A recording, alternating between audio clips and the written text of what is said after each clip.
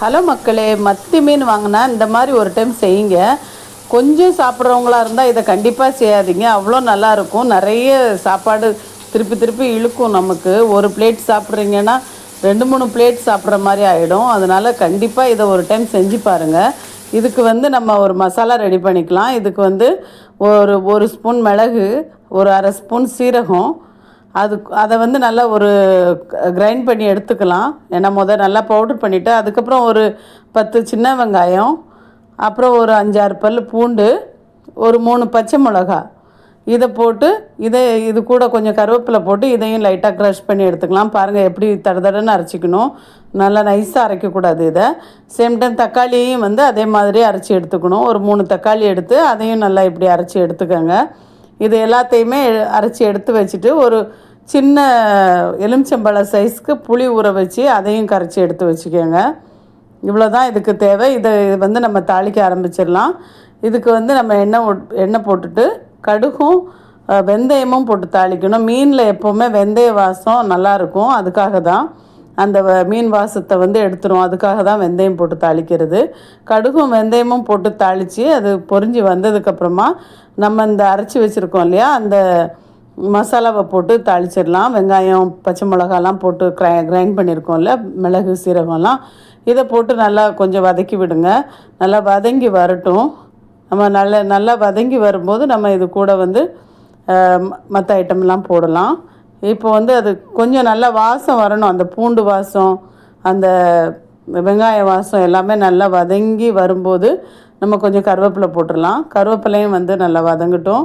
இதுக்கப்புறம் நம்ம இப்போ அரைச்சி வச்சுருக்கோம் இல்லையா தக்காளி, அதையுமே போடணும். அதை கொஞ்சம் நல்லா இது வதங்கட்டும். வாசம் நல்லா கபகபன்னு அடிக்குது. அந்த அளவுக்கு நல்லா இருக்குது. அவ்வளோ அந்த பூண்டு வெங்காயமும் ரொம்ப வாசமாக இருக்குது. அது கூட நம்ம அரைச்சி வச்சுருக்கிற தக்காளியை போட்டுடலாம். ஒரு நிமிஷத்தில் அது வதங்கி வந்துடும். அதுக்கப்புறம் நம்ம போட்டுக்கலாம். இப்போ பாருங்கள் நல்லா வதங்கி வந்துருச்சு. இதுக்கப்புறம் நம்ம தக்காளி போட்டுடலாம். தக்காளியும் லைட்டாக உப்பு போட்டு நல்லா வதக்கி விடுங்க.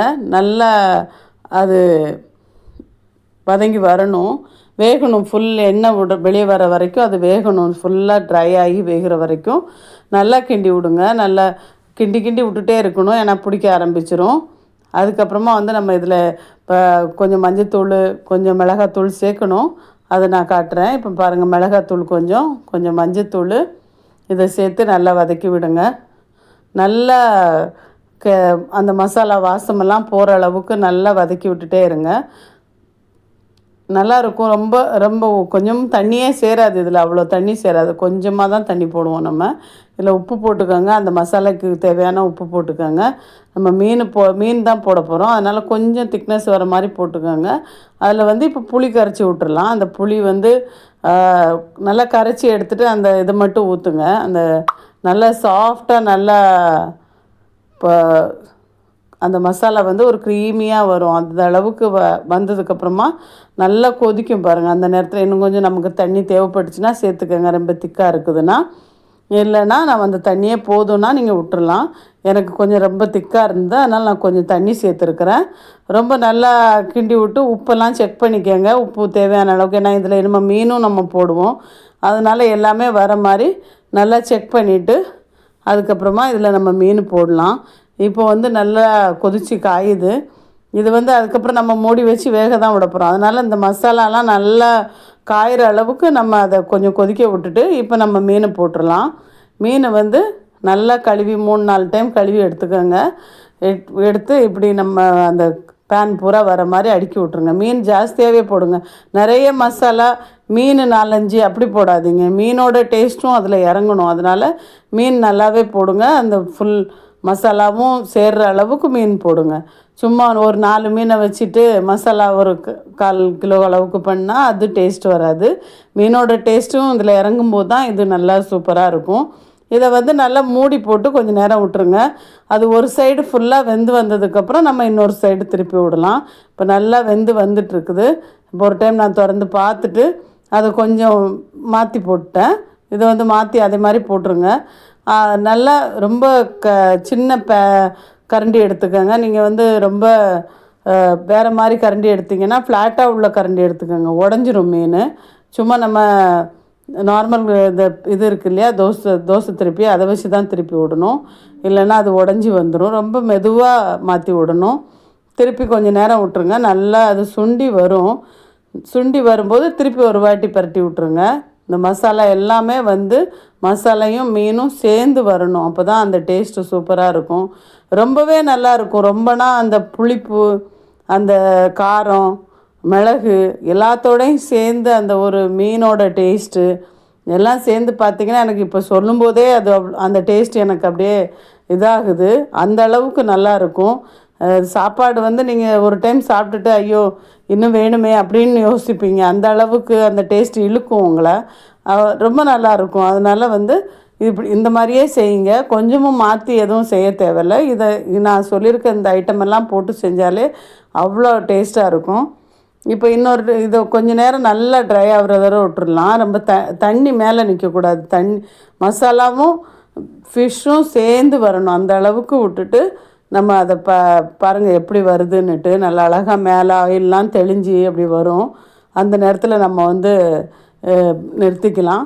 இப்போ அது நல்ல வாசம் வருது. ரொம்பவே ஒரு ஃப்ளேவர்ஃபுல்லான ஒரு மீன்.